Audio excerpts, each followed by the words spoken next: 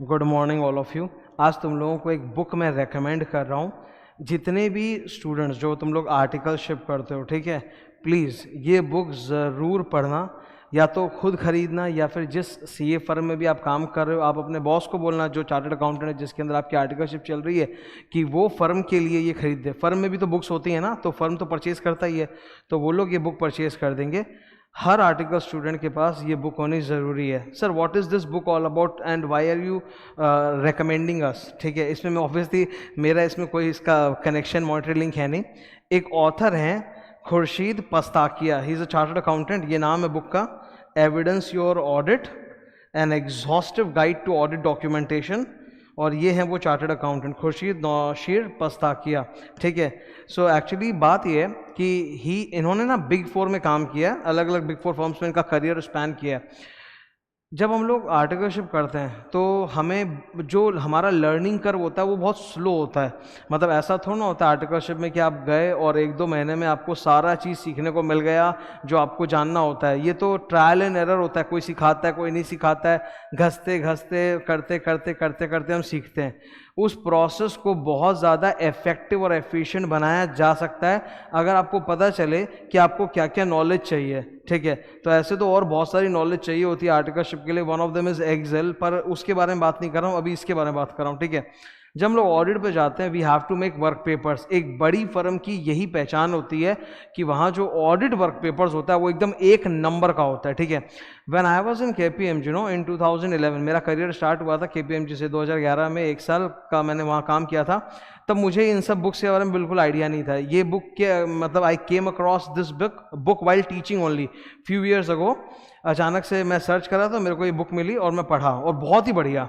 मतलब जो जो मैंने वहाँ सीखा था जब केपीएमजी में था, जो जो वहाँ मैंने सीखा था कि ऑडिट में ये कॉन्सेप्ट्स होते हैं, ऐसे होते हैं, दिमाग ऐसे चलता है, नहीं चलता, वर्क पेपर ऐसा बनता है, फिक्स्ड एसेट्स का वर्क पेपर ऐसा, बोरोइंग्स का वर्क पेपर ऐसा, सब कुछ ज्ञान मुझे इसमें लिखा हुआ मिला।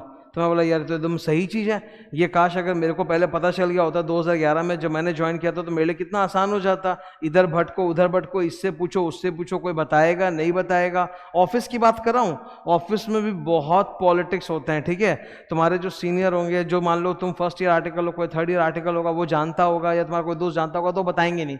सब सोचते हैं कि नहीं नॉलेज सिर्फ मेरे पास रहनी चाहिए, वो बताएंगे नहीं। तो ये एक ऐसी किताब है जो तुमको पूरा प्रैक्टिकल नॉलेज दे देगा, काफ़ी जोरदार प्रैक्टिकल नॉलेज। मतलब और इसको पढ़ने के लिए ऐसा नहीं कि तुमको ऑडिट में कोई बहुत एक्सपर्ट होना पड़ेगा, कि तुम्हारा इंटर ऑडिट का या फाइनल ऑडिट का बेस बहुत ज़बरदस्त चाहिए तभी तुम इस बुक को पढ़ सकते हो। नहीं, तुम इसको डायरेक्टली पढ़ सकते हो, कोई दिक्कत नहीं, तुम डायरेक्टली पढ़ सकते हो, ठीक है। इसको पोस्टपोन मत करना कि सीए बन जाने के बाद पढ़ेंगे, तब क्या करोगे, ठीक है। बेटर होगा आर्टिकलशिप के संग संग ही पढ़ना और उसको यूज़ करना, उसको अप्लाई करना।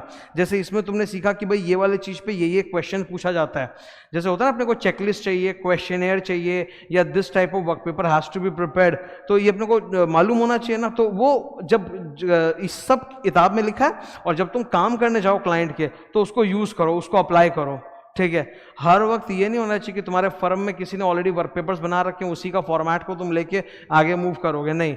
You be creative, you do your own thing, बहुत बढ़िया होगा, ठीक है। ये तुम्हारे उस पूरे प्रोसेस को मैं बोल रहा हूँ एक अलग लेवल पे पहुंचा देगा। ये रही वो किताब। अब ये हार्ड बुक ऐसे पता नहीं तुमको उतने अच्छे से दिख नहीं रही होगी, इसीलिए मैंने फोटो दिखा दिया इस बुक का। It's a hard bound book. जब मैंने लिया था तो ये 795 रुपीज़ का था। मेरे ख्याल से अब तुम मंगाओगे तो ये, मैं तो मतलब जाके फिजिकली दुकान में लिया था, तुम अगर इसको मंगवाओगे वगैरह तो लोग डिस्काउंट देते होंगे, तो तुम खरीद सकते हो इस बुक को, ठीक है। It's a very nice book.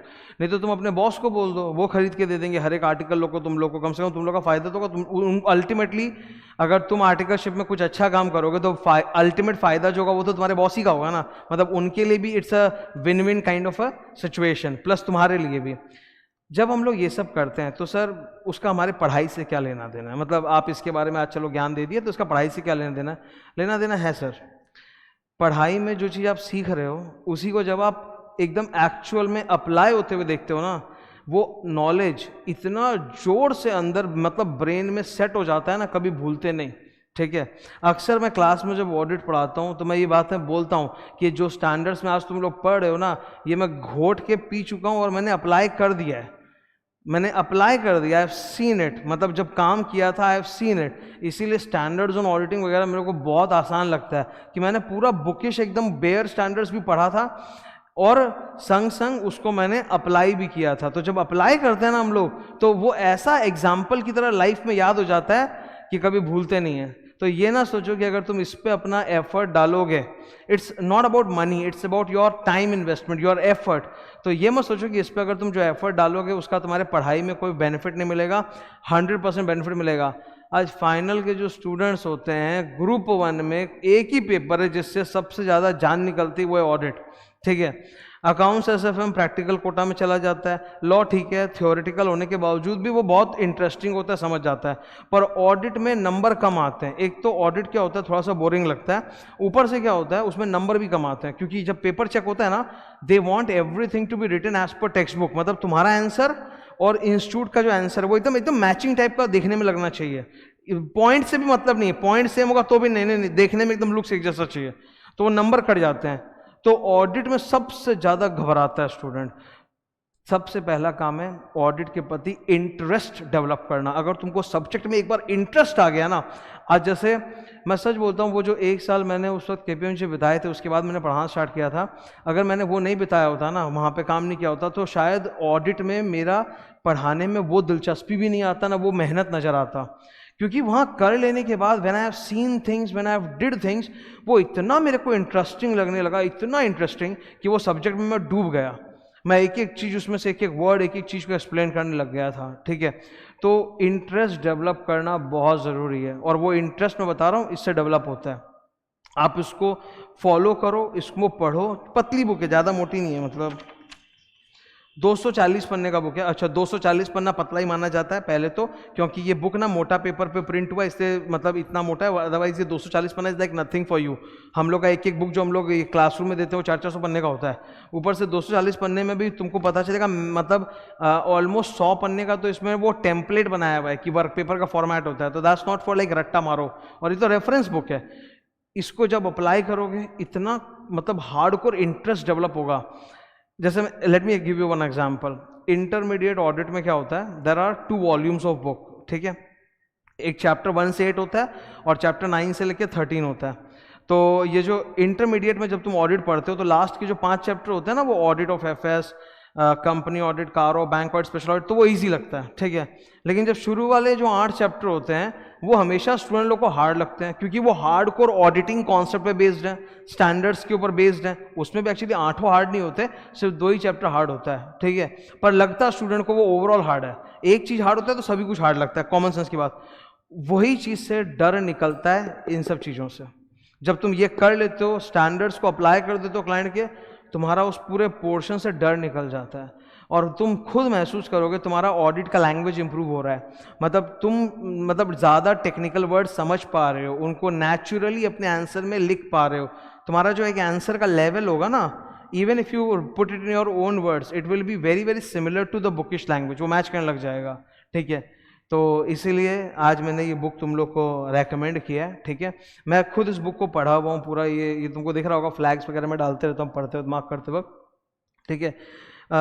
थोड़ी बहुत चीज़ें जो इस किताब में लिखी हुई हैं वो डिफरेंट भी हैं। जैसे फॉर एग्जांपल केपीएमजी में जिस तरह से मटेरियलिटी कंप्यूटेशन होता है, और इन्होंने ये जो ऑथर है इन्होंने शायद डेलोइट या पीडब्ल्यूसी में काम किया है, तो ये जिस तरह से मटेरियलिटी का कैलकुलेशन सिखा रहे हैं वो डिफरेंट है, ठीक है। तो 100% हर फर्म का चीज़ सेम नहीं होता, थोड़ा अलग अलग होता है प्रैक्टिसेस, ठीक है। कई चीज़ें इन्होंने थोड़ी डिफरेंट फॉर्मेट में बता रखी है, जब मैंने काम किया तो थोड़ा डिफरेंट फॉर्मेट में था, बट जो बेसिक प्रिंसिपल है वो सेम है। तो तुम अब इससे क्या फर्क पड़ता है कि तुम केपीएमजी में काम करोगे, तुम डेलोइट में काम करो, बात तो एक ही है, ठीक है। कि हमको अल्टीमेटली वो पूरा बेसिक कॉन्सेप्ट्स और वो चीज़ें हमको अप्लाई होते हुए दिख रही हैं। तो जेन्युइनली यूजफुल बुक है फॉर ऑल स्टूडेंट्स, ठीक है। इंटरमीडिएट लेवल में इसको पढ़ना नहीं चाहिए, क्योंकि थोड़ा सा मतलब इंटरमीडिएट का स्टूडेंट को उतना ज़रूरत नहीं है, वो होते हुए देखेगा नहीं चीज़ों को। पास कर लोगे, आर्टिकल्स में जाओगे, मतलब जब तुम इंटर पास कर लिए, इंटर पूरा या ग्रुप 1 पास कर लिया और आर्टिकल्स में जाने वाले हो, उस टाइम पे सॉरी, या फिर जो 3 साल का आर्टिकलशिप है उस दौरान सबसे बेस्ट रहेगा, ठीक है। तो यही रिकमेंडेशन था। The book is in front of you, you know the name, evidence your audit, मिल जाएगा। Khurshid Pastakia. Okay, thank you.